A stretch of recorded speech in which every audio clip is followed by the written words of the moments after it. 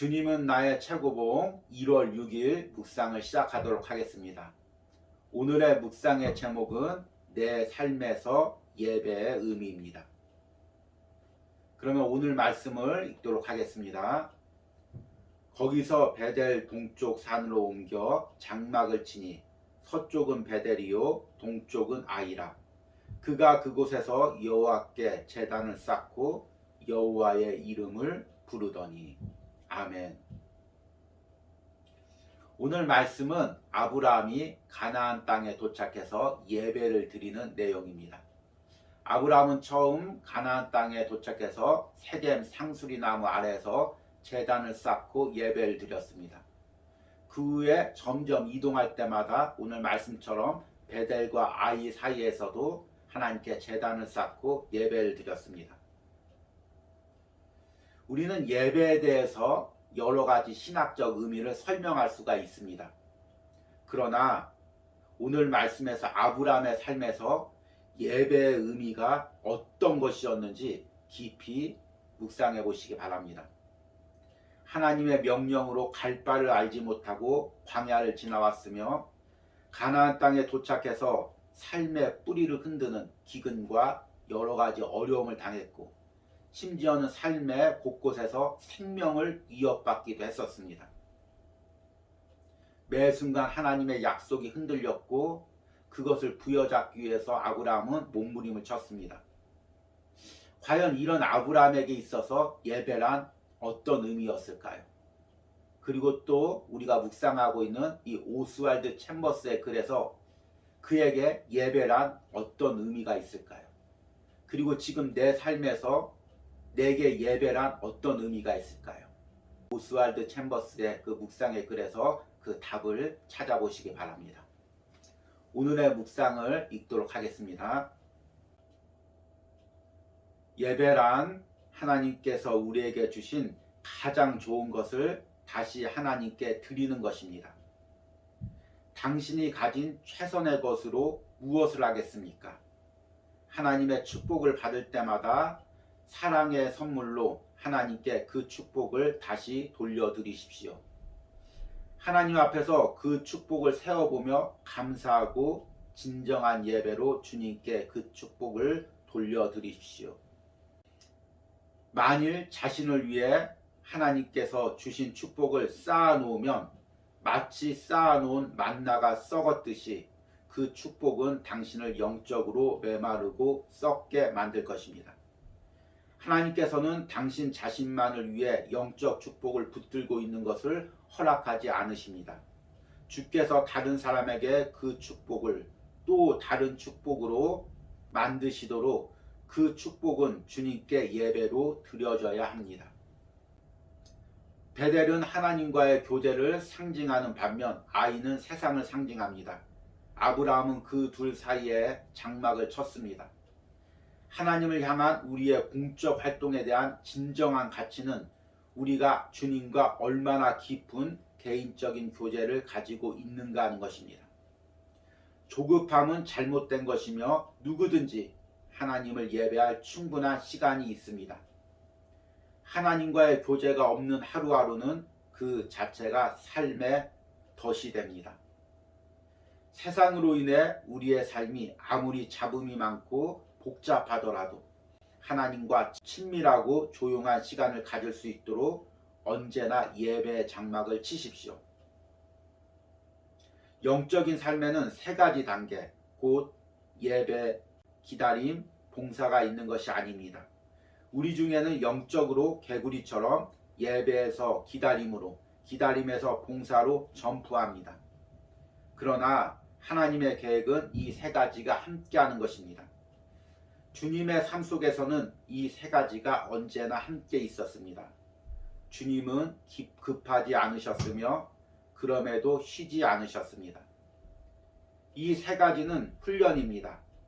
한 번에 이 훈련을 다 마칠 수 없습니다. 그리스도인에게 있어서 예배가 삶의 중심이라는 것을 부인할 사람은 없을 것입니다. 그런데 계속 반복적으로 예배를 드리다 보면 예배가 하나의 의식처럼 됩니다. 빨리 예배를 드리고 다른 일을 해야 한다는 생각이 듭니다. 특히 저와 같은 사역자나 교회에서 봉사하시는 분들은 예배가 일처럼 느껴질 때가 있습니다. 아마 우리 그리스도인들이 가장 경계해야 될 것이 바로 이 부분입니다. 예배란 여러 가지 의미가 있지만 그 중에 하나 가장 중요한 것은 하나님과 내가 만나는 시간인 것입니다. 그 만남이 나를 서게 하고, 그 만남이 나를 걷게 하고, 그 만남이 나를 사명 감당하게 합니다. 그 만남이 없다면 시간 문제이지 결국에는 누구나 쓰러지게 되어 있습니다. 오스왈드 챔버스가 이야기하는 예배란 단순히 공적 예배만을 의미하지는 않습니다. 삶에서 매 순간 하나님과 내가 만나는 예배의 시간이 있어야 됩니다. 오스왈드 챔버스처럼 짧은 생애에서 많은 예배를 인도하고 말씀을 전한 사람은 없었을 것입니다. 그는 세계를 돌며 부흥회를 인도했고 말씀을 전했습니다. 그러나 그 이동 시간에 시간만 나면은 하나님과의 고요한 장소를 택해서 하나님께 예배하고 기도를 했습니다. 심지어는 생애의 마지막인 이집트로 군목으로 가기 위해서 탄 그 수송선 안에서 많은 군인들이 모여있는 그 복잡한 상황에서 수송선 안에 조용한 공간을 찾아서 그곳에서도 하나님께 예배했습니다. 그는 왜 그토록 하나님께 고유한 장소와 시간에서 예배하려고 몸부림을 쳤을까요? 그 답이 오늘 묵상에 있습니다.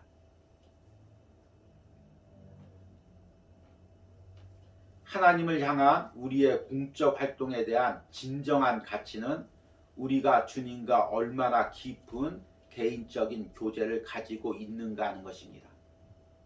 조급함은 잘못된 것이며 누구든지 하나님을 예배할 충분한 시간이 있습니다.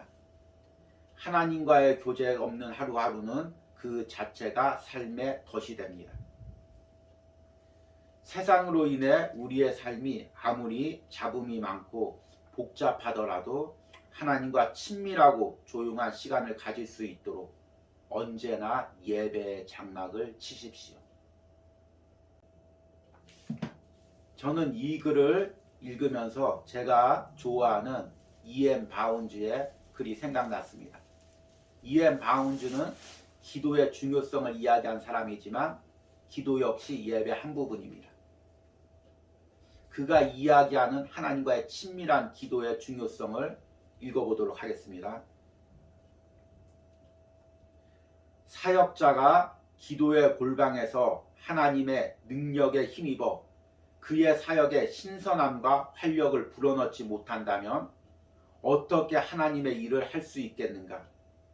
하나님과의 깊은 교제와 대화를 통해 신앙의 힘을 불어넣고 영적 시력을 회복하고 마음을 뜨겁게 하는 일에 실패한 사역자가 어떻게 말씀을 전할 수 있겠는가? 기도 골방의 불로 뜨거워지지 못한 사역자의 메시지는 감동이 없는 메마른 설교가 될 것이다. 이런 사역자는 하나님의 진리를 능력 있게 전할 수 없다.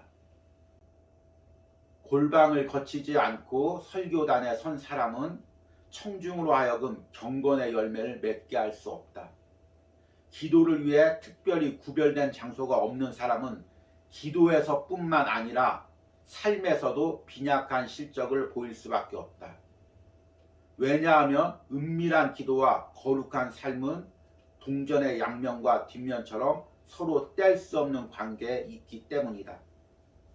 그리스도인이 은밀한 기도 없이도 점잖은 신앙생활을 할 수 있지만 점잖은 것과 거룩한 것은 다른 것이다. 바운즈는 기도의 골방이 없는 그리스도인은 영적으로 무너질 수밖에 없다고 말했습니다. 챔버스는 하나님과 예배 장막에서 고요한 시간을 가지지 않은 사람은 실패할 수밖에 없다고 말합니다. 지금 나에게 나만의 예배 장소, 기도의 시간이 있습니까? 아니면 이런 것 없이 그저 바쁘게 주의 일을, 세상 일을 하기 위해서 달려가고만 있습니까? 오늘 적용 질문입니다.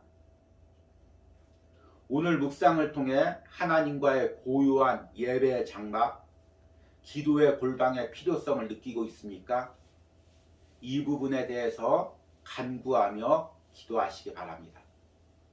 우리 기도하겠습니다. 하나님, 내가 열심히 예배드리고 주의 일을 한다고 했지만 돌이켜보니 정작 중요한 주님과의 친밀한 예배와 기도가 없었음을 고백합니다. 주님, 이제 내가 거한 곳에서 예배 장막을 칩니다. 그 장막 깊숙한 곳에서 하나님과 나만의 지성소에 들어가서 당신의 임재를 경험하기를 원합니다. 세상에서 분주하고 바쁜 내 마음을 씻어주시고 당신의 임재할 거룩한 마음으로 회복시켜 주시옵소서. 이 하루에도 당신과의 친밀한 만남이 있기를 간절히 사모합니다. 예수님의 이름으로 기도했습니다. 아멘.